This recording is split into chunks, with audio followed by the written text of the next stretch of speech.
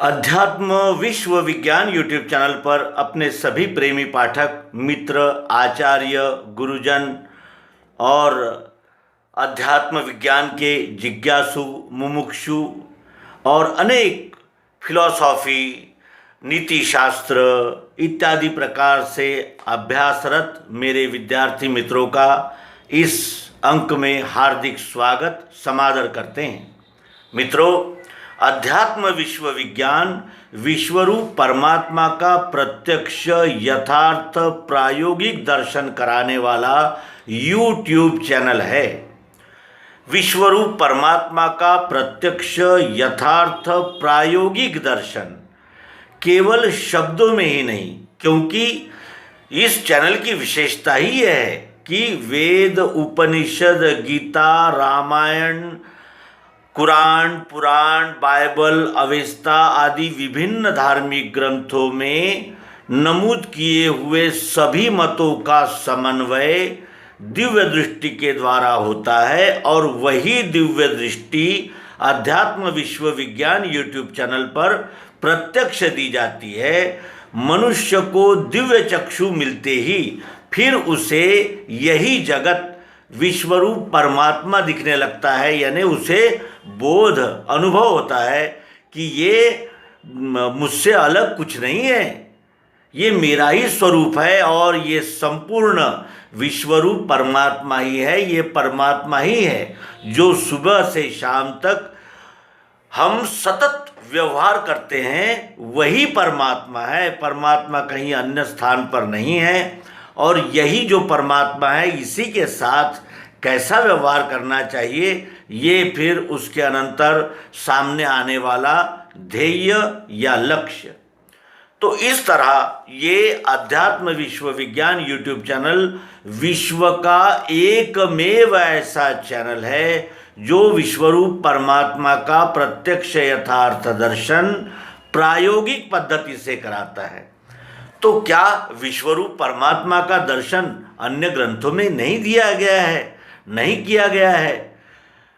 श्रीमद् भगवद गीता के 11वें अध्याय में भगवान श्री कृष्ण जी अर्जुन से कहते हैं, तू इन चर्म चक्षुओं से मुझे नहीं देख सकता है अर्जुन, मैं तुम्हें दिव्य चक्षु देता हूँ और उस दिव्य चक्षु से तू देख, तुझे विश्वरूप परमात्मा का साक्षात दर्शन हो जाएगा और फिर तू मेरे तेरे में भूत नहीं देखेगा। यानी एक ही आत्म तत्व अनेक रंगों में, रूपों में, आकारों में, भाषाओं में नजर आएगा तुझे। चारों खानियों में तुझे मैं ही मैं यानी विश्वरूप परमात्मा ही दिखेगा।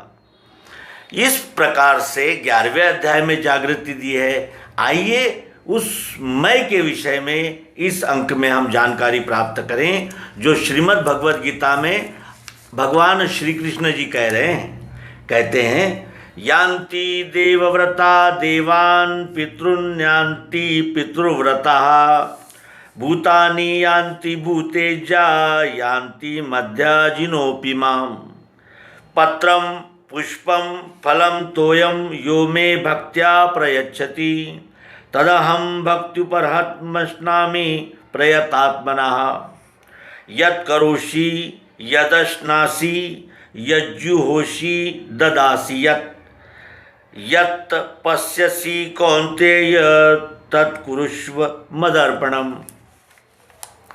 क्या तात्पर्य है इसका? इसमें श्री कृष्ण जी कहते हैं कि देवों के भक्त देवों को, पुरखों के पितृलोक को, भूतों के भक्त भूतों को मेरे भक्त मुझे मिले।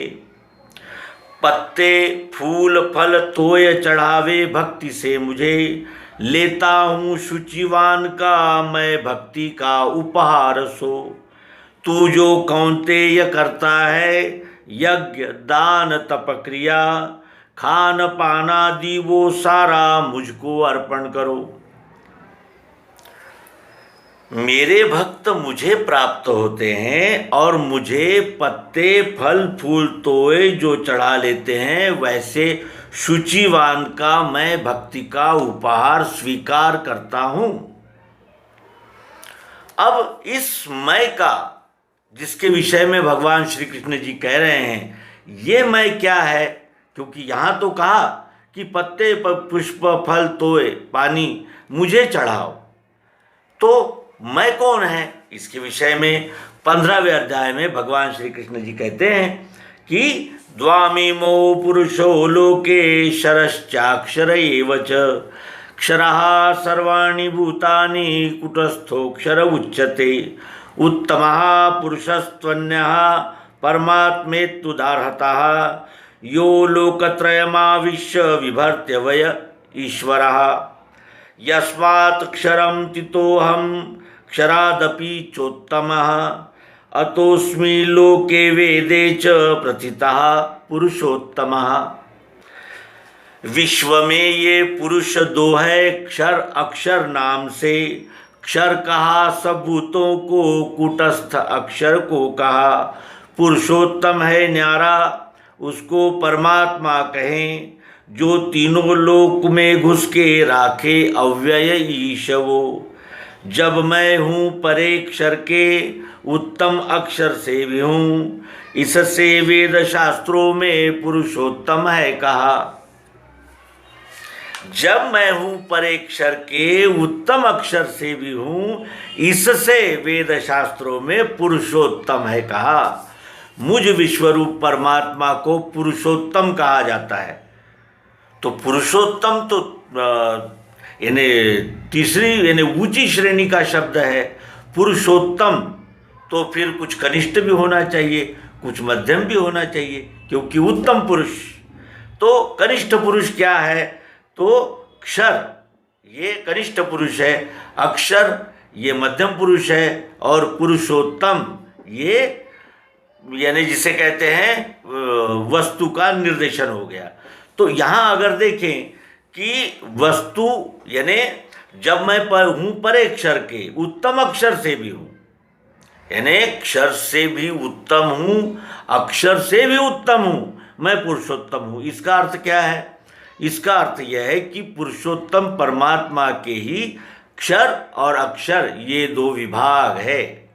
और वो विभाग क्या है, ये आज यहाँ हम अपने मित्रों के लिए संक्षेप में बताएंगे और समझाने का प्रयास करेंगे, क्योंकि त्रिपुटी का खुलासा यही सद्गुरु का सबसे बड़ा महान उपकार इस मानव जाति पर है, अन्य कोई नहीं। और इसीलिए उन्हें सद्गुरु कहते हैं। सद्गुरु उन्हें इसीलिए कहते हैं कि मानवीय सभ्यता में बिखरी हुई फूट, बिखरा हुआ यानी समाज कलह और ये जो भीषण यानी ऐसी परिस्थिति आ गई है कि एक पंथ और संप्रदाय का व्यक्ति दूसरे पंथ और संप्रदाय को नेस्तनाबूद करने के लिए लगा हुआ है। इस प्रकार का ये जो मानवीय कलह है, इसका सॉल्यूशन क्या है, इसका यानी जिसे कहते हैं कि उपाय क्या है इस कलह को छुड़ाने का, क्या उपाय हो सकता है? और वही उपाय सद्गुरु के पास है। इसीलिए उन्हें अवतार भी कहा जाता है। अवतार क्यों कहा जाता है? इसलिए कि वो ये भूमिका लेकर आते हैं जिस भूमिका में हम सभी मानव जाति संघर्षरत है, एक दूसरे के साथ यानी विवादरत है, उसका समाधान करने के लिए वो आते हैं। क्षर अक्षर, सगुण निर्गुण, साकार निराकार और नास्तिकवाद, इनमें ही ये मानवता फंसी हुई है। और इस मानवता को इस दलदल से निकालना ही सद्गुरु का परम कर्तव्य होता है। आइए, जगत यानी कृष्णम वंदे जगत गुरुम, इस जगत के गुरु, जगत गुरु श्री कृष्ण, और उस जगत गुरु ने बताया हुआ सूत्र आज हम जानेंगे और विश्वरूप परमात्मा का प्रत्यक्ष यथार्थ साक्षात्कार बोध करेंगे। यह जो श्लोक हमने प्रस्तुत किए ये 15वें अध्याय के 16 से 18 तक यानी 3 श्लोक है। क्या कहते हैं कि विश्व में ये पुरुष दो है क्षर अक्षर नाम से। हमने इस वस्तु में प्रयोग करके क्षर को देखा था। क्या अक्षर है वो? क्षर में अंग है 8, अक्षर एक रूप है। 8 अंग होते हैं साकार। कौन से अंग है? हम इन साकार आंखों से देखा तो हमें यहाँ एक सफ़ेद ऐसा रूप दिखा। तो केवल यही नहीं दिखा, फिर यहाँ सर्व ओर हमें रूप ही रूप, रूप ही रूप आंखों से दिख रहा है। अंधेरा हो तो आंखें रूप नहीं देख सकती, आंखों में भी अंधेरा हो यानी जाला फुली इस प्रकार के अगर विकार है तो आंख भी रूप नहीं देख सकती। इसका अर्थ यह है कि प्रकाश के सहारे से आंखें रूप देखती है, यानी प्रकाश अग्नि से बनी हुई आंखें, और देखती है क्या तो रूप। यहाँ सफ़ेद है, वहाँ काला है, यहाँ पीला है, वहाँ नीला है, यहाँ कुछ और है, यहाँ कुछ अनेक रूपों में, रंगों में दिखने वाला रूप जो अग्नि से ये आंखें प्रकाशित है और ये रूप देखती है। एक हो गया अग्नि। दूसरा हमारे पास में क्या है तो त्वचा है। त्वचा है, त्वचा से हमें कड़ा, नरम, मुलायम, ठंडा, गरम इसका अनुभव आता है। कब? जब हमारे शरीर में उस अंग में वायु हो। यदि यहाँ का वायु निकल गया यानी लकवा मार दिया है तो हमें स्पर्श का पता नहीं चलता। क्या तात्पर्य है इसका? वायु से बनी हुई त्वचा और त्वचा से आने वाला स्पर्श। तो क्या स्पर्श यही है? विश्व में जहाँ कहीं हम हाथ लगाते हैं हमें स्पर्श का अनुभव आता है। उसके बाद हमारे पास क्या है? कान है। कान है जो शब्द सुनते हैं, कान से शब्द सुनाई देता है। तो अगर अवकाश न हो तो शब्द सुनाई नहीं देता। वस्तु में शब्द है, हर वस्तु में शब्द है, बजाएंगे तो ध्यान में आएगा। अब इसको प्रयोग किया हमने तो इसमें उपस्थित शब्द ने अपनी उपस्थिति दर्ज कराई। तो ये शब्द कौन से ज्ञानेंद्रिय से सुनते हैं हम? कानों से। इसका अर्थ यह है कि स्पेस, अवकाश से बने हुए हैं कान, और कान से सुनाई देता है शब्द जो सभी वस्तुओं में है, सजीव में, निर्जीव में, चर में, अचर में, स्थावर में, जंगम में, सब ओर जब भी हम प्रयोग करेंगे उसमें स्थित शब्द हमें उपस्थिति दर्ज कराएगा। और उसके अनंतर हमारे पास क्या है? जीभ है। जीभ से हम स्वाद लेते हैं। हमने इसका स्वाद लिया, इसका लिया, जहाँ कहीं हमने जीभ लगाई तो हमें कुछ न कुछ स्वाद का अनुभव आया। जीभ ये सदैव गीली रहती है, यानी जल का स्त्रवण लार के रूप में यहाँ सतत चलता रहता है, और उस लार के सहारे से ही ये जीभ स्वाद का अनुभव लेती है। यानी जल से बनी हुई जीभ और जीभ से आने वाला रस या स्वाद यहाँ भी है, यहाँ भी है, सर्वोर।